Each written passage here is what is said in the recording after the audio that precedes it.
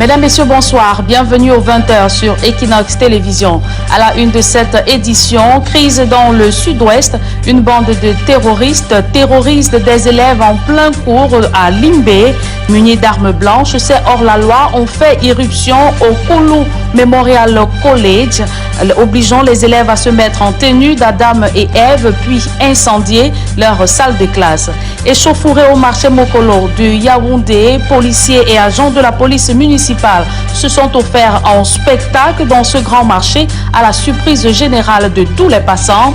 À l'origine de cette bagarre générale, la collecte de l'OTVP, la taxe de l'occupation temporaire sur la voie publique. Voilà pour le sommaire.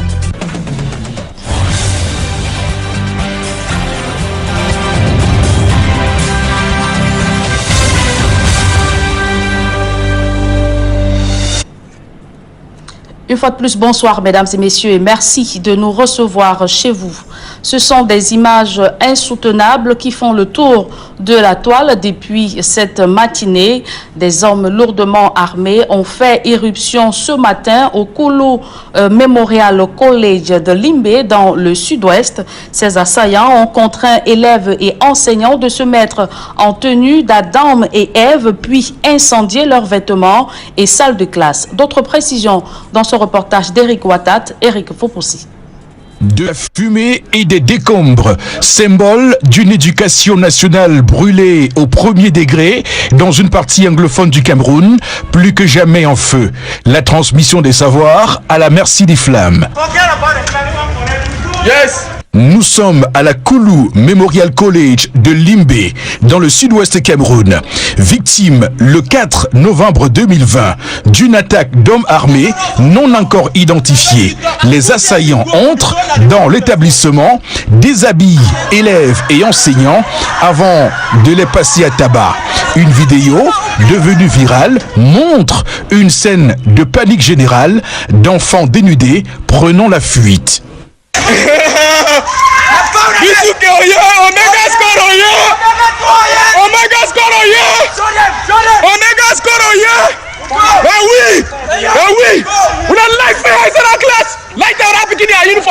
Ces élèves laissent derrière eux tenues scolaires, cahiers, livres et même des sous-vêtements.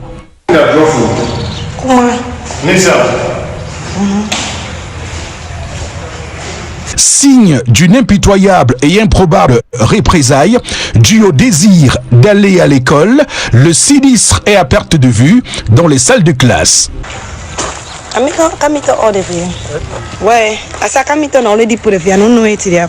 Saccagés, les bureaux présentent eux aussi un décor de film d'horreur. 290 km par les airs à vol d'oiseau de Limbé, Kumbo, dans le nord-ouest Cameroun. Un autre raid mené contre l'éducation nationale.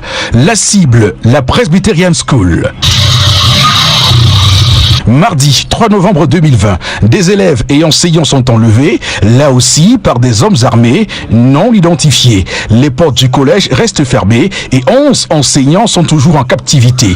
Les attaques contre les écoles en région anglophone se multiplient. Le 24 octobre dernier, des hommes armés faisaient irruption au Mother Francisca Academy de Kumba, tuant 7 élèves et blessant 14 autres.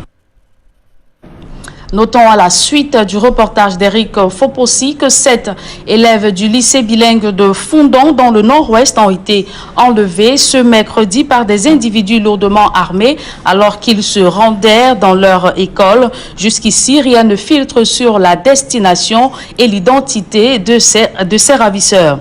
Des événements qui surviennent à la veille des obsèques des 7 écoliers de la Mother Francisca School de Kumba, froidement assassinés samedi 24 octobre dernier. Et parlant justement des hommages de la nation à ces écoliers tués le 24 octobre dernier, le Premier ministre Joseph John Gouté, représentant personnel du chef de l'État, est arrivé ce jour à Boya dans le sud-ouest. Demain, 5 novembre, le chef du gouvernement se rendra à l'hôpital régional de Boya où sont internés les élèves rescapés de cette attaque meurtrière. Joseph John Gouté présidera ensuite la cérémonie officielle des obsèques des 7 élèves tués à Kumba. Et le gouverneur de la région du Nord-Ouest prescrit un renforcement du dispositif sécuritaire. Il a encouragé les forces de sécurité pour le dévouement à la tâche dans la protection des populations. Adolphe Lélé Lafrique demande aux fonctionnaires de rejoindre leur poste de travail. Je vous propose de suivre cette réaction d'Adolphe Lélé Lafrique aux sorties de la réunion de sécurité et de coordination administrative tenue à Bamenda. Nous leur demandons simplement de se conformer aux lois et règlements de la République et de participer à l'effort collectif de sécurisation et de pacification de la région en étant des agents de la paix. Nous avons également évalué la rentrée scolaire qui s'est déroulée globalement dans de très bonnes conditions dans la région du Nord-Ouest, en dépit des menaces qui sont encore là et que nous adressons avec le concours de la communauté d'éducation des populations et grâce à la présence effective de nos forces de défense et de sécurité. Et je voudrais saluer la bravoure de nos élèves, des enseignants qui ont repris du service dans la plupart de nos écoles et demander à tous les fonctionnaires de l'enseignement comme les autres corps de métier de l'État de regagner incessamment leur poste de travail. Nous voulons également saluer en particulier le personnel de santé qui n'a ménagé aucun effort pour sensibiliser, prévenir et soigner les malades du Covid-19 dans la région du Nord-Ouest. Et nous voulons encourager les populations à continuer à observer les mesures barrières parce que la maladie est encore là. Elle fait encore des morts, même si elle est maîtrisée. Nous devons continuer à observer les mesures barrières. Impact des conflits sur les femmes et enfants, la société civile tire la sonnette d'alarme. Sous la houlette du haut-commissaire de Grande-Bretagne au Cameroun, elle invite les pouvoirs publics à agir au plus vite afin de limiter les traumatismes subis par les femmes et enfants dans les zones en crise. D'autres précisions dans ce reportage de Haït Cyril. Selon des organisations de la société civile, l'impact de la crise anglophone dans le nord-ouest et le sud-ouest, ainsi que l'invasion de la secte islamiste Boko Haram dans l'extrême nord est non négligeable sur le genre, notamment les femmes et les enfants. Nous avons eu une dame, par exemple, à Moura, qui, au vu d'une seule mangue, elle perd connaissance. Elle perd connaissance simplement parce que le jour où elle avait été enlevée, c'est le jour où elle allait vendre les mangues. Nous avons des femmes qui, parce qu'elles étaient enlevées par les Boko Haram, elles ont de la peine de se réintégrer dans les communautés parce qu'elles sont considérées comme des Boko Haram. Pourtant, elles sont des victimes. Nous avons des milliers de personnes, du fait de leur déplacement, n'ont plus la possibilité peut-être de se loger, n'ont plus la possibilité de s'alimenter. À en croire la société civile, au terme d'une évaluation dans les zones en crise, le traumatisme subi par les victimes des conflits qui secouent le Cameroun est profond. Les pouvoirs publics doivent agir au plus vite. Ce traumatisme-là nécessite véritablement qu'il y ait une prise en charge en termes de structures spécialisées pour pouvoir accompagner ces populations-là afin qu'elles puissent sortir de ce traumatisme-là. Nous exhortons les pouvoirs publics et même les organismes à pouvoir mettre sur pied et les organisations des structures qui peuvent par exemple accompagner psychologiquement les personnes traumatisées. Ces destructions sont parties avec l'identité des personnes, sur ce problème d'acte de naissance. Des milliers de personnes, du fait de la crise, n'ont plus une identité. Women International League for Peace and Freedom, section Cameroun, publie les résultats de l'analyse assortie des recommandations sur la dimension genre dans les conflits au Cameroun. C'était à la résidence du haut-commissaire de Grande-Bretagne à Yaoundé. Je vous le disais en titre, on est passé à un doigt de l'émeute hier au quartier Mokolo à Yaoundé. Des affrontements sanglants entre policiers et agents de la police municipale ont fait une vingtaine de blessés graves. À l'origine, l'arnaque dont sont victimes les commerçants de cet espace marchand, exténués de reverser aux éléments du commissariat public du 2e arrondissement les taxes sur l'occupation temporaire de la voie publique. D'autres précisions avec Marcelin Ganson. Il ne s'agit ni de malfrats, encore moins de brigands, mais des agents de la police municipale de Yaoundé 2. Alors qu'ils percevaient la taxe relative à l'occupation temporaire de la voie publique, ils ont été pris à partie par un groupe d'individus dont le rattachement à une quelconque entité relève jusqu'ici d'un mystère. 24 heures après la bastonnade qu'ils ont reçue, ces infortunés ont du mal à tourner la page. Hier, on est en train de vendre le ticket au niveau du marché. Subitement, on voit le gros bras de commissariat qui vient nous attaquer. On demande même qu'est-ce qui se passe, on ne connaît même pas. Subitement, on voit le gars en train d'arrêter celui qui vend même le ticket. Il commence à lui traîner par terre. Il dit que mais qu'est-ce qui ne va pas? Je viens maintenant à côté de celui qui est en train de tirer. Il dit que qu'est-ce qui ne va pas? Il y a quoi même? Le gars, il dit que non, vous allez répondre au commissariat. On arrive à l'entrée du commissariat, le policier commence à nous taper, massacrer partout. Vraiment, ça ne va pas. Depuis hier, j'ai le vertige. Parce que là, je ne vois pas bien. Si je ferme ça, là, je ne vois pas. S'il y a des individus qui intimident, qui menacent et qui interpellent et saisissent même les biens des commerçants, cela n'est pas normal. Donc le commissariat doit faire son travail. Le commissariat doit protéger justement les commerçants. Je ne sais pas pourquoi donc ces individus-là, sans foi ni loi, peuvent intimider et menacer autant de commerçants, empêcher même que la mairie puisse faire son travail normal, qui est d'assurer le bon ordre urbain et percevoir les taxes liées à l'activité qui est menée par ces commerçants. Au centre du conflit, qui aurait pu dégénérer en émeute, la perception de la taxe d'occupation temporaire de la voie publique, tâche normalement dévolue à la commune d'arrondissement de Yaoundé 2. Sauf que sur le terrain, des individus méconnus de la mairie imposent d'autres paiements aux commerçants en quête de leur pitance quotidienne. C'est l'occasion de fustiger l'action de ces individus-là. Parce que le commissariat est juste en face du marché. Il est donc inadmissible que des individus qui ne sont ni des policiers, ni des agents de la commune, entrent dans le marché, entrent à travers la voie publique, menacent les commerçants, arrachent les marchandises, les font saisir, les mettent à disposition de qui? Les qui sont justement derrière ces fameux gros bras que nous ne connaissons même pas. Genre, on entend seulement parler de noms champi, moi je ne les connais même pas. Les commerçants abusés et désabusés portent un doigt accusateur en direction du commissariat de sécurité publique du 2e arrondissement. Là où je suis là, je souffre avec ma mère qui n'a pas le pied, avec le béquille. On nous chasse, on ramasse nos marchandises. On la met au commissariat, on donne 10 000, on refuse, on donne 5 000, on refuse. Avec mon enfant, ça ne va pas.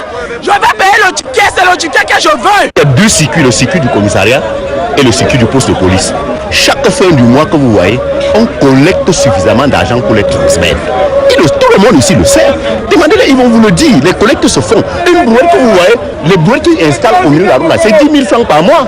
En réalité, c'est une imposture. Devant cette situation confuse, le chef de l'exécutif municipal de Yaoundé 2 a entrepris plusieurs démarches qui sont de voir clair dans ce qui s'apparente à une mafia bien organisée. J'ai reçu des dénonciations des commerçants et j'ai fait mon travail de main, c'est-à-dire que je suis moi-même descendu sur le lieu à plusieurs reprises. La première descente, je l'ai fait en présence du commissaire de sécurité publique en personne. Nous avons sensibilisé les populations, nous avons sensibilisé les commerçants qui sont dans les environs. Nous avons demandé libérer les terres pleins, libérer les parkings, reculer d'un mètre pour que les piétons puissent passer. Nous ne savons pas pourquoi, par la suite, ces individus peuvent être au-dessus de la loi. Ça, c'est inadmissible et incompréhensible. Et hier, nous avons justement atteint un point culminant où des agents, dans le cadre et dans l'exercice de leurs fonctions, se font bastonner par des personnes qui sont justement tapis dans l'ombre. Nos tentatives pour avoir la version des faits du commissaire de sécurité publique du 2e arrondissement de Yaoundé se sont heurtées à un mur de procédures dignes des pratiques récurrentes au sein de la Grande Muette. Est-ce qu'il vaut un traitement aussi inhumain de la part des autorités qui sont chargées plutôt de les protéger? Bon, il y a une bagarre entre les agents de la mairie et ces ces gros bras. Montrez-moi un seul gros bras qui a donc été arrêté et interpellé. On ne les voit pas. On se pose donc des questions. Est-ce qu'il n'y aurait pas, justement, entre ces gros bras-là et les forces de M. le commissaire des accointances? Nous aimerions bien qu'on fasse la lumière sur cette situation-là. Au marché Mokolo, les commerçants concernés sont sur le pied de guerre. Ils n'entendent plus donner le moindre radis en dehors de ce qui est prévu au titre de taxe d'occupation temporaire de la voie publique. La mairie qui comprend leur exaspération est en face d'une sorte de nébuleuse dont il faut percer le mystère. Une affaire à suivre. Évoquons à présent la colère des habitants du lieu-dit Bonabo sur le prolongement du boulevard de la République, remonté contre le nombre de décès et de blessés au quartier Bepanda. Ces habitants ont tenu à demander lors d'une manifestation la pose des ralentisseurs aux autorités, une incongruité visible également à la pénétrante est de la ville de Douala. Steve Eboulé, Donald Brice Kamgan. Sur ces photos, des personnes décédées ou des blessés graves hospitalisés. Des blessés auxquels ces habitants du lieu d'Ibonabo, sur le prolongement du boulevard de la République, veulent mettre fin. Ce que nous demandons aujourd'hui à la communauté urbaine, c'est qu'ils puissent nous mettre les ralentisseurs automatiques sur cette route pour faciliter la tâche à la population de traverser cette route. Depuis 2019, date de la mise en service de ce tronçon routier qui relie Bepanda à Bonamoussadi, près de 20 personnes sont mortes percutées par des véhicules ou des motos roulant à tombeau ouvert. Eric a perdu son frère cadet ici au mois de mars. Quand la voiture est percutée, la voiture est partie, il est tombé du côté de la chaussée, quoi. Bon, les gens, comme il y a passé des personnes, quand les gens sont sortis, on les transportait, on les posait sur les plein terre. Juste quelque chose comme 20 minutes, il est amené à l'hôpital. Avec l'hôpital, il est décédé. Le quartier est devenu un producteur de personnes handicapées. Pour celles qui ont pu se mettre sur deux béquilles ce matin, elles ont tenu à interpeller les autorités de la ville. J'ai seulement compris, c'était tout. La moto était sous le camion et moi également, je suis sorti en bas du camion. Là, vous voyez tout ça comme ça. Oui, toutes les photos que vous voyez, la majorité là, sont mes photos. Entrée est de la ville de Douala, vitesse grand V ici pour les véhicules de la route nationale numéro 3. Au milieu, c'est dans les deux sens. C'est là où c'est plus compliqué.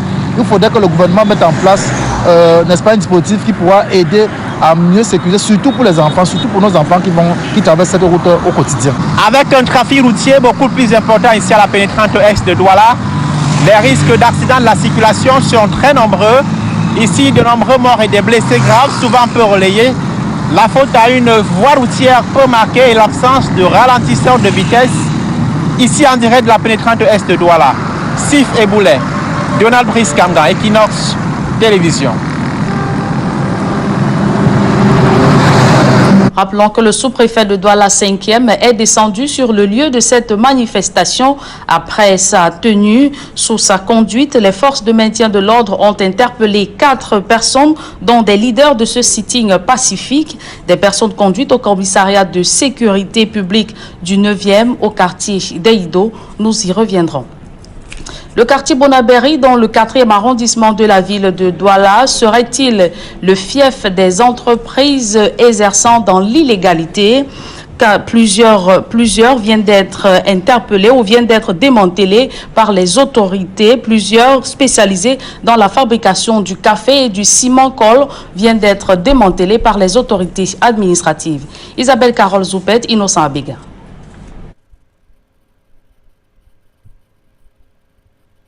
Une entreprise clandestine de production de café en sachet.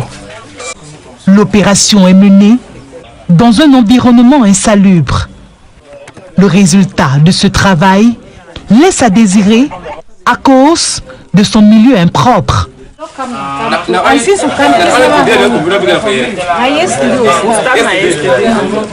Nous sommes au lieu d'Ibo Diongo, dans le 4e arrondissement de la ville de Douala. Non loin de là, c'est une cour inondée de fûts contenant des produits chimiques destinés à la fabrication des savons et laits de toilette qui attirent les autorités.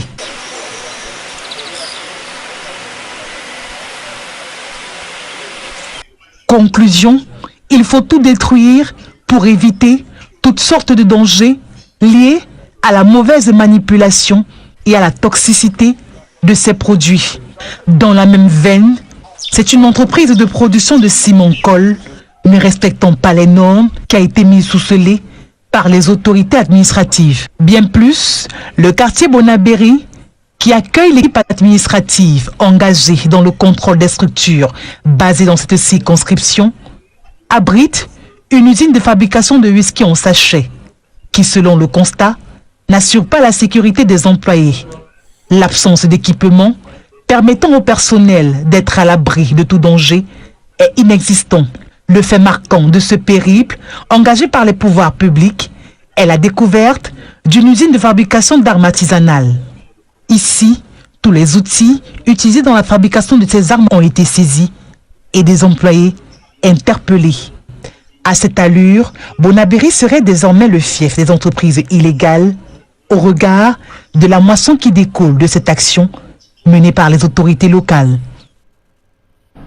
En politique, une dizaine de militants du mouvement pour la renaissance du Cameroun, dont Bibou Nissak et Alain Fogué, transférés à la prison centrale de Yaoundé-Kondengui, la décision de les placer sous mandat de détention préventive est tombée hier soir. Eric Fopossi.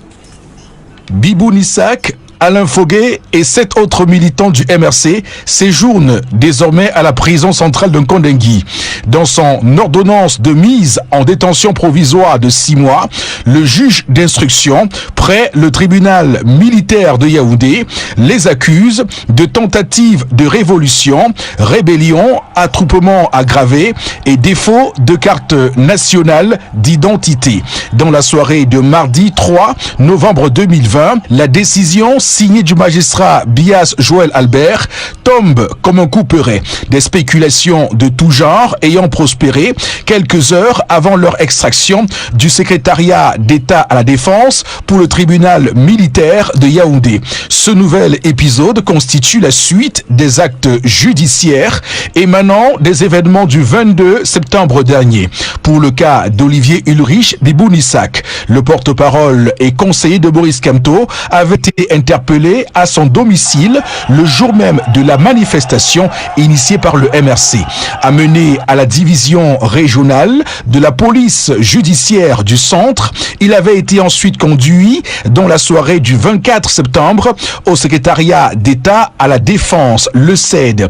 Il y a quelques jours, 36 militants du MRC étaient également envoyés en prison dans le cadre, là aussi, des manifestations du 22 septembre.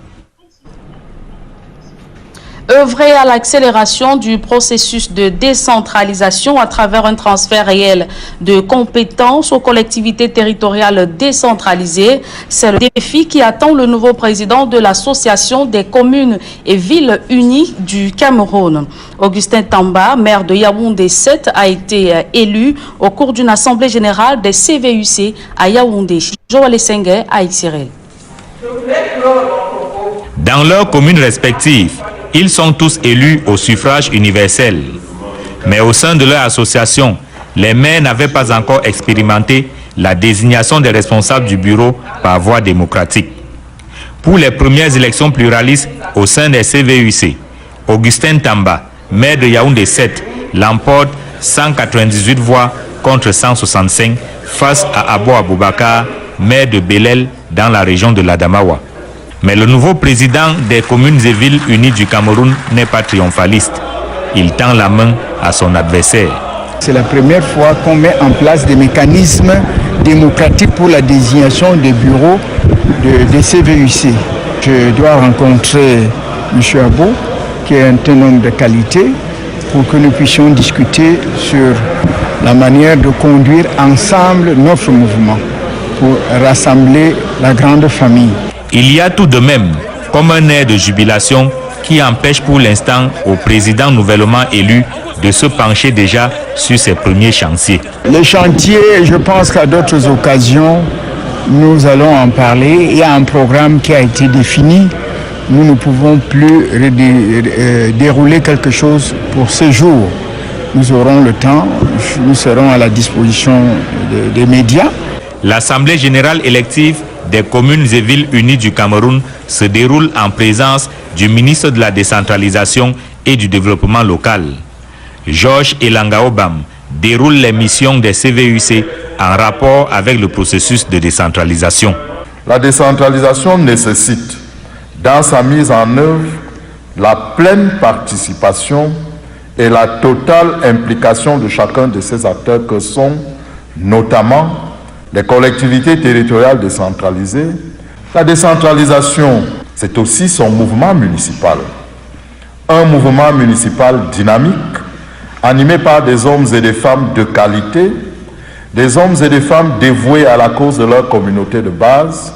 La nouvelle équipe dirigeante des communes et villes unies du Cameroun, CVUC, est composée de 28 personnalités, dont 17 membres du bureau et 11 présidents de commission. Elle a un mandat de 5 ans. Parlons économie à présent. Le secteur privé en quête d'accompagnement, durement frappé par les conséquences de la crise sanitaire, les entreprises sont à la recherche d'un nouveau souffle afin de relancer leurs activités. Le JICAM tente la solution de la coopération bilatérale pour d'éventuels appuis techniques ou financiers. Donald Brice Kamgan. Les données du JICAM, 97% d'entreprises sont frappées par les impacts néfastes du coronavirus. Comparé à 2019, le chiffre d'affaires a baissé de 310 milliards de francs CFA. Des contre-performances qui ont entraîné des licenciements massifs ou des mises en chômage technique des employés. Tout cela impacte négativement l'économie camerounaise et nous sommes heureux en tant que JICAM de savoir que désormais le gouvernement allemand met un accent sur la coopération avec le secteur privé. Pour relever l'économie ainsi paralysée, les opérateurs économiques se disent preneurs de toute contribution pouvant permettre de retrouver une bouffée d'oxygène. Cette rencontre entre l'ambassadeur d'Allemagne au Cameroun et le patronat est de bon ton pour Berlin. JICAM est une association de patronat et par l'expérience d'Allemagne, le patronat est essentiel. Pas seulement pour une bonne économie, mais aussi pour une responsabilité pour la société. Du fait des tensions dans le nord-ouest et le sud-ouest, mais également à l'extrême nord, des centaines d'entreprises ont vu les investissements détruits. Les appuis pour un redécollage dépendront des solutions politiques à ces crises, répond l'ambassadrice. Suivi par le directeur de la GIZ, qui explique que la coopération allemande déploie des modalités spécifiques dans le contexte actuel. On a des interventions jusqu'aujourd'hui là-bas. On travaille surtout dans le système de remote management, gestion à distance, à cause de la situation sécuritaire. L'Allemagne qui permet désormais à son agence de coopération de soutenir le secteur privé, soutien technique ou financier, pour des entreprises à bout de souffle du fait de la pandémie et des crises diverses. En culture, la fête du Ngondo chez le peuple Sawa, l'édition 2020 se tiendra du 7 au 13 décembre prochain.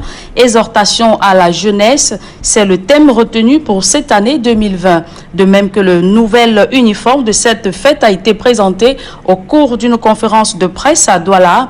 Le président du comité d'organisation, Sa Majesté Jean-Yves Ebombo, a indiqué que le Ngondo 2020 se tiendra dans le strict respect des mesures barrières. Je vous propose d'écouter le chef du canton Bel, Sa Majesté Jean-Yves Ebombo. À l'origine, est un Ngondo traditionnel. Il n'a pas le sens de toutes les animations que l'on connaît récemment, en vérité. Et donc, du fait du Covid-19, il fallait tout simplement, on est revenu au sens premier, à la valeur première du Ngondo. Et ce qui va se célébrer principalement avec les initiés et les chefs traditionnels pour le sens mystique et traditionnel. Mais le Ngondo va commencer en début de semaine, c'est-à-dire à partir de, je crois, du 7 jusqu'au 13, pour pouvoir de décembre. en tenant compte du vote du conseil régional qui se fait le 6 décembre. Et donc le Ngondo en lui-même se vivra toute une semaine avec des articulations tout à fait nouvelles, mais qui tenant compte de la pandémie. En vérité, il y avait toute l'année, nous aurions dû avoir ce rapport particulier avec la jeunesse, ce qui était prévu. Mais c'est vrai que nous avons été amputés de cette orientation à cause justement de cette pandémie. Culture, la confrérie initiatique traditionnelle Sawa célèbre son 25e anniversaire. À cette occasion, une semaine culturelle est organisée en vue de transmettre l'essentiel de la culture à la jeune génération. Cédric Chouna et Kediara.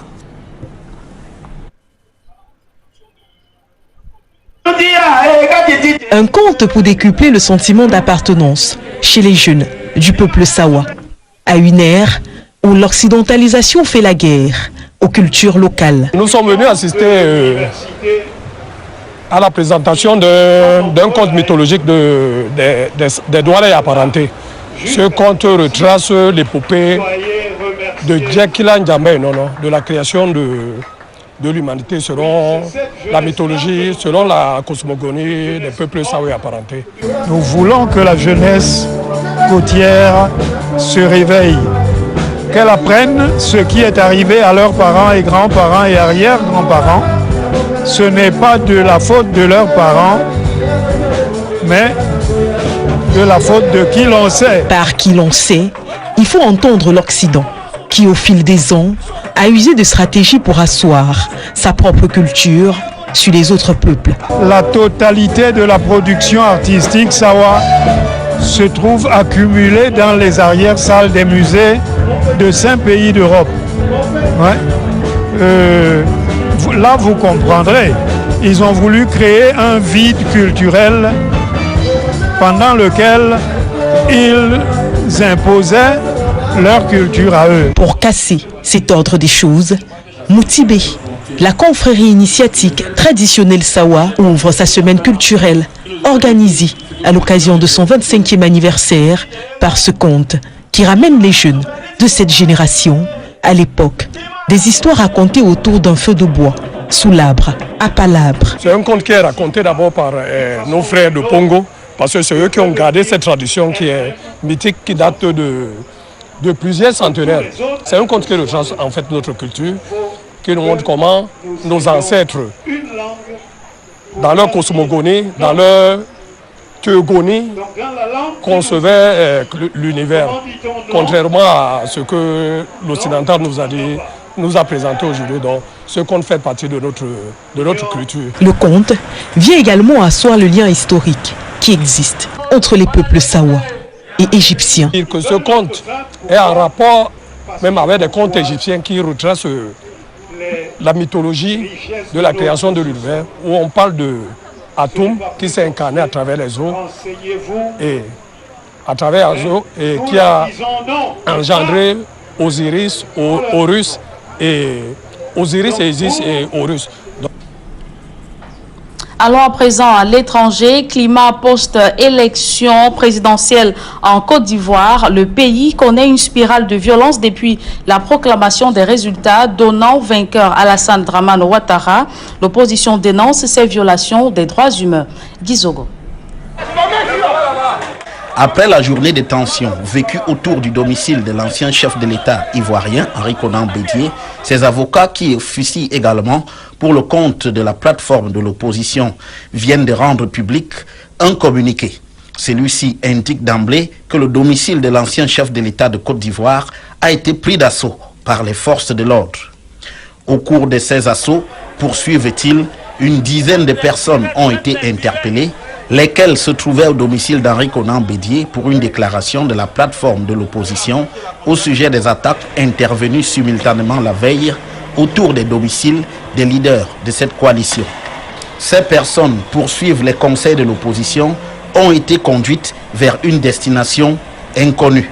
Les avocats de l'opposition précisent en outre que 2 avocats présents sur les lieux ont également été arrêtés avant d'être relâchés. Ils font par ailleurs état de ce que Henri Conan Bédier, Pascal Afinguessan, Albert Tokoïs Mabri, Asso Adou et Hubert Oulaye sont assignés à résidence surveillée de fait. Aussi, le collectif des avocats de l'opposition en appelle à la communauté internationale pour qu'elle fasse le constat des graves violations des droits de l'homme en cours en Côte d'Ivoire. Enfin, ils enjoignent le procureur général près la cour d'appel d'Abidjan, garant de l'ordre judiciaire, à mettre un terme à ces pratiques. Mais ces violences n'épargnent pas le camp présidentiel dans lequel le ministre de la Communication, porte-parole du gouvernement, Sidi Tiemeko Touré, a été victime d'une attaque à Bouaké alors qu'il regagnait Abidjan après avoir voté dans sa région. Pour le moins, la préélection présidentielle en Côte d'Ivoire est empreinte de nombre d'actes violents. Un public reportage dans ce journal. Obtention du Master 2 en recherche. L'Institut supérieur de management de Douala a organisé des soutenances en vue de mettre sur le marché de l'emploi et de la recherche une nouvelle vague de diplômés. Reportage. À l'Institut supérieur de management, au campus d'Enver Bonamoussadi à Douala, des futurs docteurs présentent leurs travaux de recherche. Il s'agit de la 2e promotion de Master 2 recherche d'ISMA dans les domaines sciences et gestion, comptabilité et finances, entre autres. Grâce à la qualité de la formation reçue dans cet institut universitaire privé de référence, ces candidats ont tous décroché de bonnes notes et d'excellentes mentions. La formation que nous avons reçue dans le cadre de notre master recherche a été une formation très solide. Et c'est certainement parce qu'elle a été solide que nous avons pu parachever de très bonne manière notre master recherche. En réalité, nous avons eu le mérite, n'est-ce pas, d'être formés par les éminents professeurs, n'est-ce pas, dans le cadre de cette formation, ce qui n'est pas vulgaire. Nous témoignons notre gratitude à l'endroit de tous nos enseignants et à l'endroit de tous les dirigeants de ISMA. La pertinence des problématiques choisies par ces chercheurs, leur capacité à bien mener la recherche et à convaincre par le choix des thèmes adaptés à l'environnement a complètement séduit le jury, constitué d'éminents enseignants venus d'ici et d'ailleurs. On peut noter que les candidats ont un très bon niveau. C'est des candidats de qualité, c'est des mémoires de qualité et c'est des soutenants de très haute qualité, de très bonne facture. Et je suis convaincu que ce qui est fait à ISMA est intéressant. C'est intéressant pour la recherche parce que les sujets soutenus, les candidats, la pertinence des résultats, c'est des choses qu'il faut encourager. Basé sur le système LMD, ce diplôme permet à ces étudiants de poursuivre leurs études dans les universités de leur choix partout dans le monde et de continuer leur carrière professionnelle. C'est une opportunité à ne pas manquer, à ne pas rater pour tous les travailleurs qui ont des rêves, qui aimeraient avoir une thèse, faire dans la recherche. Les cours se font le soir, donc ça donne la possibilité à tout le monde. L'une des premières institutions à avoir mis en place toutes ces formations universitaires qui sont maintenant courantes au Cameroun. Et donc ISMA a toujours été considéré comme étant un établissement pionnier. Que cette formation donc est bâtie sur le système LMD. C'est-à-dire que c'est le même niveau que toutes les formations LMD du monde. Ce n'est pas différent du master recherche en France, pas différent du master recherche en Grande-Bretagne, aux États-Unis, etc., etc. Créé en 1999, l'Institut supérieur de management, grâce à son personnel enseignant qualifié, a formé des milliers d'étudiants et de cadres qui ne cessent de faire rayonner le nom d'ISMA au Cameroun et bien au-delà des frontières. Et c'est avec ce public reportage que nous mettons un terme à cette édition du journal. Mesdames et messieurs, merci de l'avoir suivi. Retrouvez dans quelques secondes Serge Alain autour pour la 2e partie d'Equinox Soir. Serge Alain. Après Kumba, la violence faite aux élèves fait une halte à Limbé.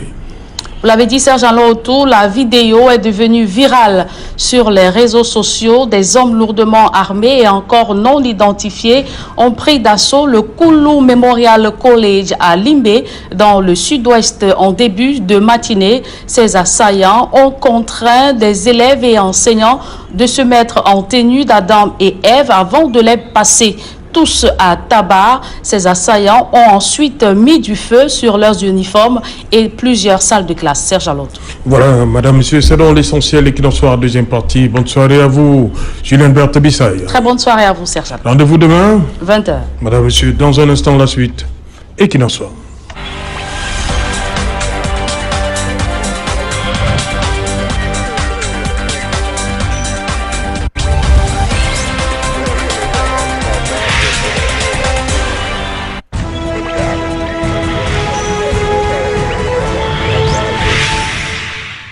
Nous sommes de retour sur le plateau et qu'il en soit en deuxième partie. C'est la partie consacrée au débrief du journal, toujours en compagnie de nos invités. Louis Tating aux États-Unis, à Charlotte, et Fabrice Kwam Kamdem à Sarasota, en Floride. Sur ce plateau, Eric Yambi et le docteur Luisan Essoba. Docteur Luisan Essoba, une fois de plus, les élèves attaqués. Mais cette fois-ci, pourquoi cette méthode ici, elle sort d'où? Comment vous comprenez ça, qu'on mette les élèves et leurs enseignants, on va les dire, dans un même endroit, en tenue d'Adam? Saint-Jean-Lotou, ce sont des actes d'humiliation qui sont inqualifiables. Donc on a humilié l'enseignant, c'est-à-dire que le fait que l'élève voit la nudité de son enseignant, voilà, ça fait problème? Bien entendu, vous savez, le corps humain est sacré, quoi qu'on dise. Et cette sacralisation est ontologique. Et quand on regarde, vous voyez dans une salle de classe, des enseignants qui sont mis en tenue d'Adam et Ève, pour reprendre l'expression de Julien Berthe, et dans une situation extrêmement, vous ne pouvez pas vous imaginer, où on se retrouve dans un état de nudité. C'est extrêmement grave ce que nous sommes en train de vivre. Pourquoi s'attaquer à l'édifice qui construit un État, c'est-à-dire l'école, l'éducation? Et vous savez, au terme de ce que nous sommes en train de réaliser, on se rend bien évidemment compte que l'objectif qui est recherché, c'est de mettre en place une procédure d'instabilisation.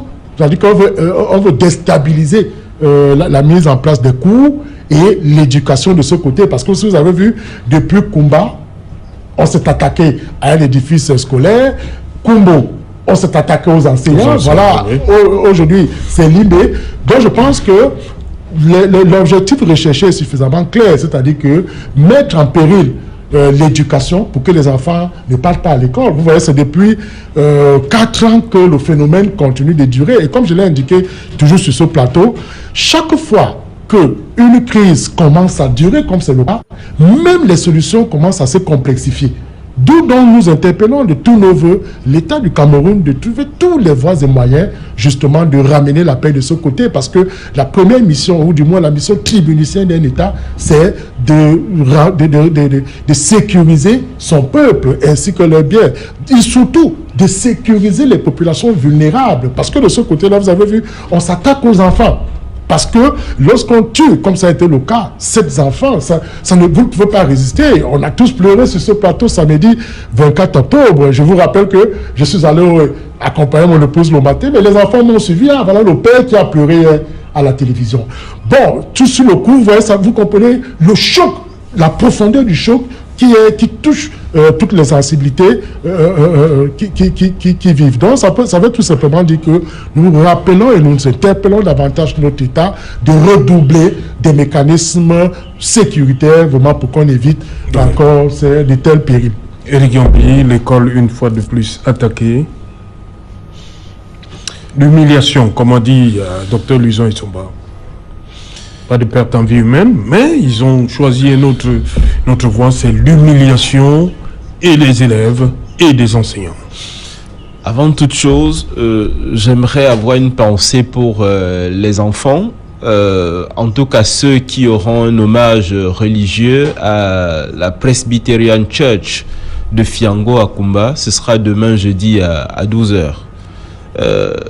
les gens là-bas sont dans la douleur. Les gens là-bas manquent déjà des mots. Cette guerre a longtemps duré. Il se passe tout simplement que les gens sont fatigués.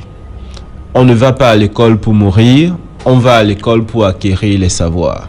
On aimerait bien se dire que ce qui s'est passé à Moda Francisca, ce qui s'est passé à Limbe aujourd'hui, que c'était hier. C'est ce qu'on a envie de se dire. Mais pour dire que c'était hier, il faudrait déjà qu'on sorte de ce bourbier. Parce qu'effectivement, c'est un bourbier. La République n'est pas à terre lorsqu'elle décide de discuter avec ses autres enfants qui ont choisi d'autres moyens d'expression. La République n'est pas à terre lorsque les enfants d'un même pays décident d'être ensemble pour discuter, même s'ils ont évidemment différentes idées, même s'il y a eu des morts. Ce que nous souhaitons aujourd'hui, c'est de tourner la page très très difficile qui est en cours. C'est non seulement un mauvais film, surtout qu'il s'agit des Camerounais qui tuent des Camerounais. Vivement que nous passions à autre chose et que nous prenions des mesures courageuses afin que ce qui s'est passé hier ne soit plus là demain. Voilà, nous prenons la direction de la Floride. Fabrice Kwam d'abord. Fabrice, vous avez sûrement regardé ces images, vous également, votre sentiment. Ce qui s'est passé aujourd'hui au Koulou Memorial College à Limbe. Fabrice.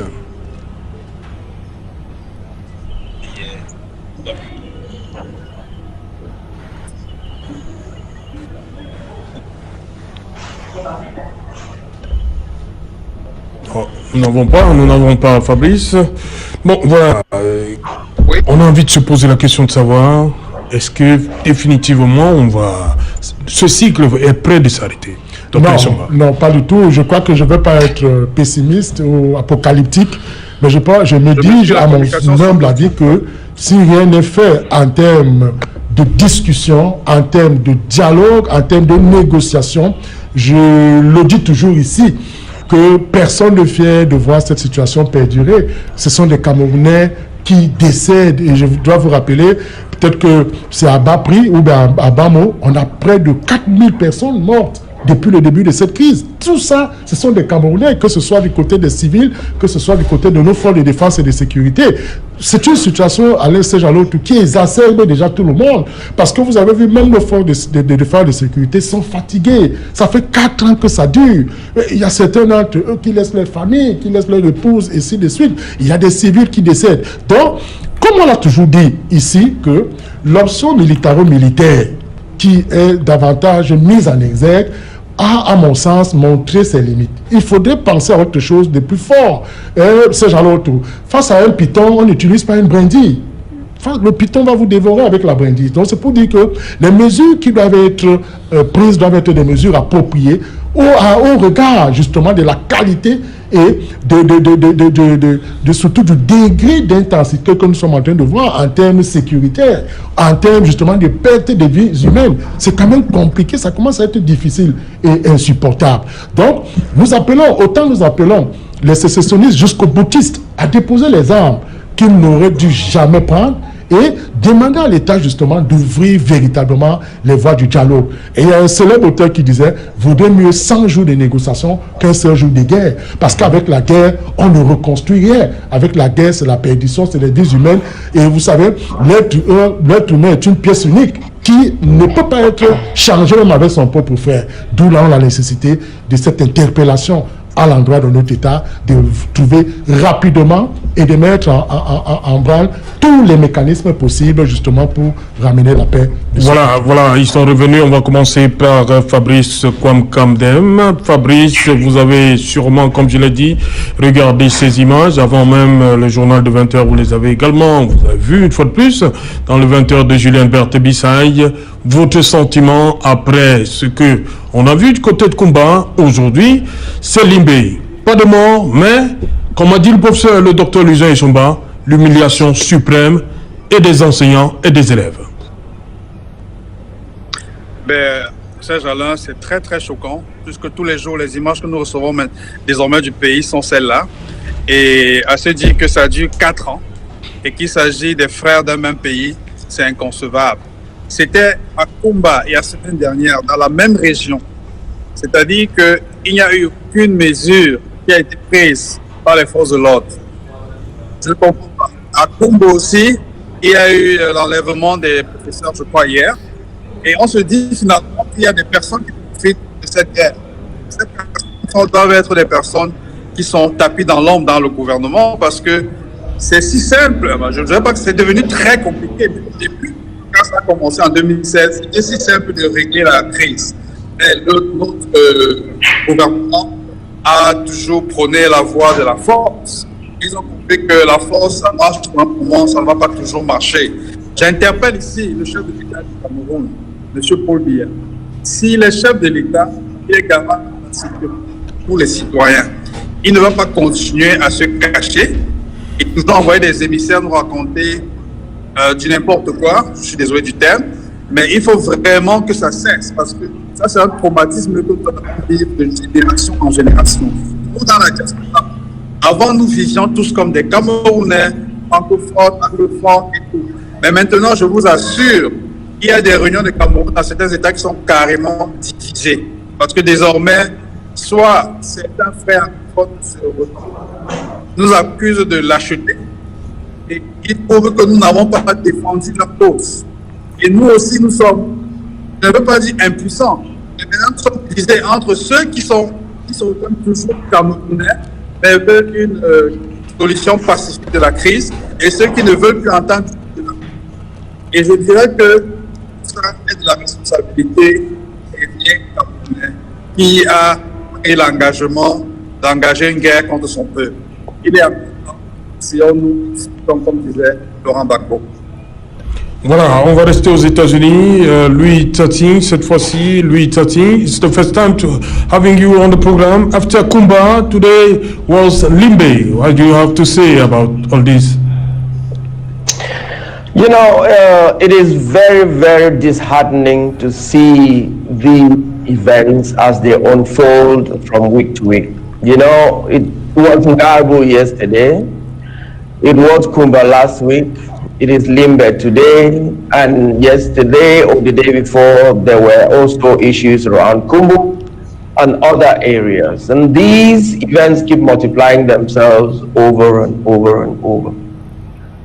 And as other panelists have said, you know, it is sad as a parent to bury a child. Talk less of burying a child because you send them to school and they died while trying to gain knowledge to be able to survive in life. Out of a situation that should not have even been in existence, this war, this senseless war that we are having. It is a sacrilege. Look at the images today. Look at the students. Look at their teachers. How do you expect these kinds of incidences not to create a long life of trauma across the entire society? It is going to do that. But coming back to the very essence of this issue, one should ask the question, why? Why do we have to go through these kinds of situations when all it takes is dialogue? Yes, there may have been disagreements between, you know, Southern Cameroonians, if you can put it that way, the northwest and the southwest regions of Cameroon, and the central government. It has deteriorated into violence. It is going on now for 3 to 4 years. Everybody around the world, everybody in Cameroon is beginning to ask the question, why is it difficult for us to actually sit around the table and talk? Why is the head of state not taking his responsibilities and actually doing what is right for a father who should, when the children are wearing and fighting, call them to a table and say, let's talk. What is the problem? There is no shame in sitting down and talking. It doesn't make the nation weak. It doesn't make the head of state weak. It doesn't make the army weak. It makes nobody weak. Dialogue is the one tool that always resolves issues around the world, especially when it comes to violence. And we've seen that in many countries. It's not just Cameroon. Cameroon is just one amongst many. We've seen civil wars in many countries. They always end up with dialogue. They always end up with protagonists sitting around the table. So why do we have to repeat the mistakes of history? Why do we have to rewrite history over and over? Why do we have to go down this path of killing many? Killing our brothers and sisters. Think about it. The military that shows up in Kumbu or Kumba or wherever it is, in the name of fighting restorationist forces, they face their brothers. The same restorationist forces that show up in other areas and get engaged in combat with collateral damage and all the other things that happen, they're facing their brothers and sisters. Please, let's all put our hands together, however we can, to actually make it clear to the head of state and to those concerned that there's nothing wrong with following proven methods and proven, processes to bringing peace in this kind of situation. Okay. Why not a ceasefire? Why not an open and frank dialogue? We should do that. And I hope that the head of state is listening, and one of these days he would come to reason and realize that it is only dialogue that should resolve this kind of problem, as opposed to a military solution that keeps destroying the country and destroying. And we may get to a point where we may cross the bridge of no return, which is the unfortunate thing that these kind of situations always lead to. So I would really hate to see that we get down that path and cross the bridge that gets broken behind us, and then Cameroon becomes one of those case studies in the history books. Voilà, lui, je reste avec vous, on est à quelques minutes de la fin. Rapidement, ce sera votre dernier mot. Vous avez dit vous-même que dans quelques heures, on aura le président des États-Unis. Pour vous, ce sera qui et qu'est-ce qui va bien faire, qui aura pu faire la différence, que ce soit Trump ou bien Biden? Pour vous, 30 secondes. La différence va venir d'où? Well, I always, unapologetically, I am a Democrat. So I would like to see my candidate win. I would like to see Biden win. But that said, if Trump wins, 4 more years, and we move on to the next president. Ok. Voilà, merci Louis Tating d'avoir été avec nous. Je rappelle que vous êtes Financial Risk Management Expert. Vous êtes à Charlotte aux États-Unis. On va poser la même question à Fabrice Kwame-Kamdem. Fabrice, pour vous, le vainqueur, ce sera qui dans quelques heures? Et qu'est-ce qu'il aura bien pu faire? Qu'est-ce qui a fait la différence? Je pense que j'aimerais, pour ma part, comme je l'ai dit, je parle toujours au nom des immigrés.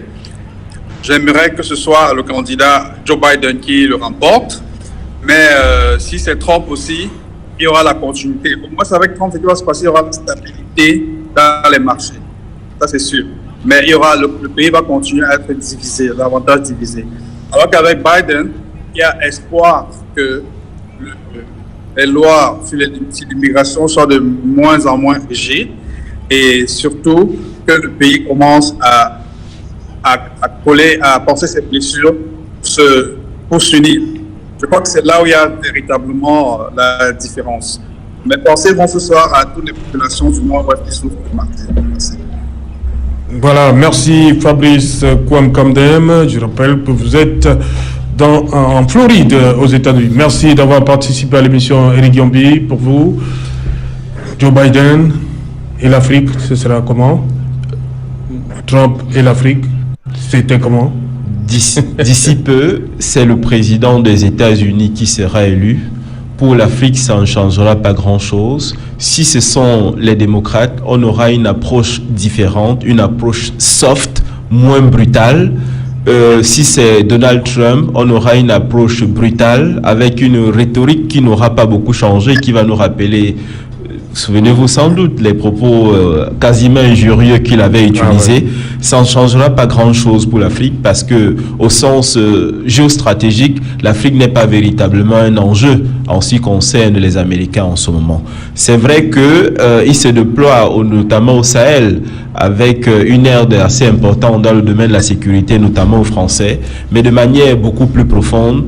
Un nouveau président des États-Unis avec les intérêts de l'Afrique, ça ne va pas changer grand-chose. Oui. On a même constaté que ces dernières années, il y a eu une décroissance en ce qui concerne les échanges commerciaux entre les deux entités. C'est vrai que le Cameroun se démarque avec le fait que sur les 3 dernières années, les Américains ont des investissements de plus de 1000 milliards de francs CFA sur les 3 dernières années.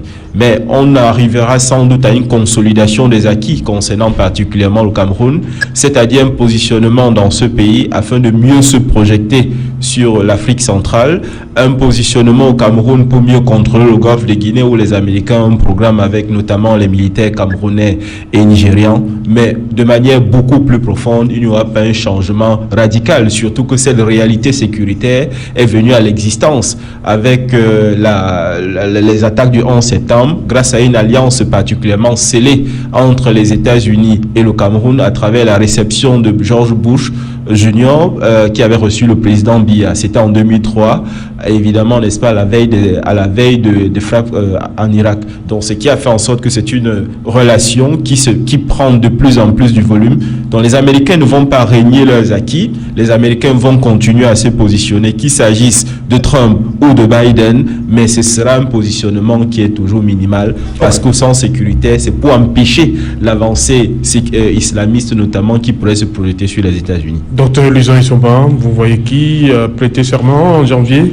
Moi, je vois Joe Biden parce qu'en réalité, c'est une opportunité pour l'Afrique. Parce que vous savez, quand nous avons vu le comportement de Donald Trump, il s'est attaqué aux dirigeants africains, surtout aux dictateurs, et qui veulent trouver une bouffée d'oxygène s'il s'en va. Et aussi la politique d'immigration va prendre justement, sera prospère parce que les Africains aiment aller de ce côté-là, puisqu'on estime que c'est un Eldorado. Donc, moi je pense que le vote au profit de Joe Biden sera pour l'Afrique un moyen de davantage s'émanciper en termes d'immigration et surtout en termes de protection. On a pensé la même chose lorsque Barack Obama est arrivé en 2008. Hein? Oui, pour Barack Obama, c'était un peu plus compliqué que cela. Un peu plus compliqué que cela. Donc moi, je voudrais dire tout simplement pour achever cette émission, indiquer que le président des États-Unis, il faut qu'on le dise, est un monsieur puissant qui a des pouvoirs exceptionnels, mais qui sont des pouvoirs qui s'exercent dans d'exceptionnelles limitations. Ouais. Parce qu'il a son droit de veto, mais ce droit de veto, s'il s'amuse, parce que le Congrès peut procéder à des contournements, et vous savez que le président des États-Unis est élu pour un mandat de 4 ans, renouvelable une fois, c'est le principe. Okay. Mais en cours de ce mandat, s'il y a un acte de haute trahison, on peut engager contre lui une procédure d'impeachment qui est initiée par la Chambre des représentants et il est jugé par le Sénat américain. Voilà, madame, monsieur, merci à vous d'être venu, cher monsieur. Merci également à nos compatriotes qui étaient de l'autre côté, aux Amériques. Merci à l'équipe technique conduite par Innocent Abega, il y a Marlise Minkoumou, il y a Dipanda, Raphaël Dipanda, Théo Tchouke et il est également là, notre technicien, le Doponé, voilà, il est là. Madame, monsieur, on se donne rendez-vous demain lorsqu'il sera 19h pour un autre numéro et qu'il en soit. Bonsoir, Makepe Missoke.